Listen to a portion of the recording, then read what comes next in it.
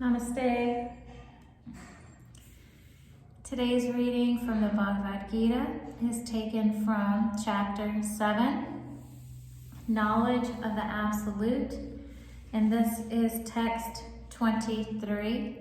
If you enjoy these daily readings, don't forget to subscribe to the channel. Thank you. Men of small intelligence worship the demigods, and their fruits are limited and temporary. Those who worship the demigods go to the planets of the demigods, but my devotees ultimately reach my supreme planet.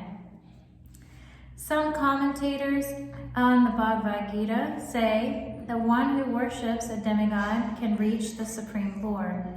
But here it is clearly stated that the worshippers of demigods go to different planetary systems where various demigods are situated, just as a worshipper of the sun achieves the sun, or a worshipper of the demigod of the moon achieves the moon.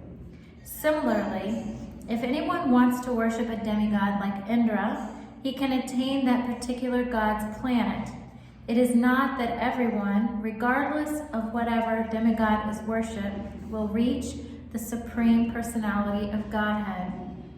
That is denied here, for it is clearly stated that the worshippers of demigods go to different planets in the material world, but the devotee of the Supreme Lord goes directly to the Supreme Planet of the Personality of Godhead.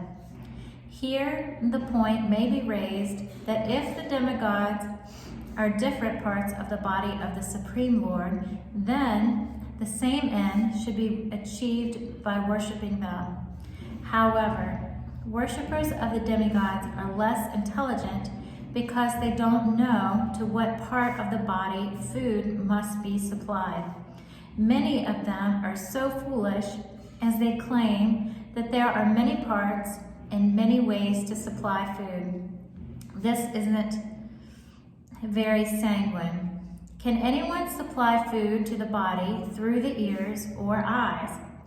They do not know that these demigods are different parts of the universal body of the Supreme Lord, and in their ignorance they believe that each and every demigod is a separate god and a competitor of the Supreme Lord.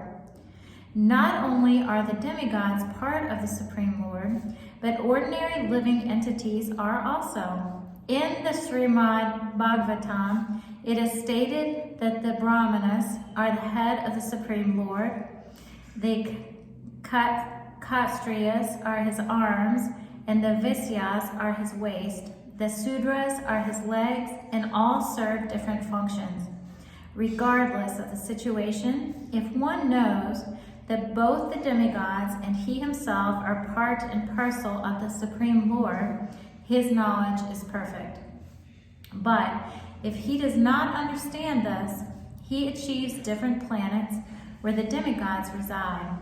This is not the same destination the devotee reaches. The results achieved by the demigods' benedictions are perishable, because within this material world, the planets, the demigods, and their worshippers are all perishable. Therefore, it is clearly stated in this verse that all results achieved by worshiping demigods are perishable, and therefore such worship is performed by the less intelligent living entity, because the pure devotee engaged in Krishna consciousness and devotional service of the Supreme Lord achieves eternal blissful existence that is full of knowledge. His achievements and those of the common worshipper of the demigods are different. The Supreme Lord is unlimited. His favor is unlimited. His mercy is unlimited. Therefore, the mercy of the Supreme Lord upon his pure devotees is unlimited. Namaste.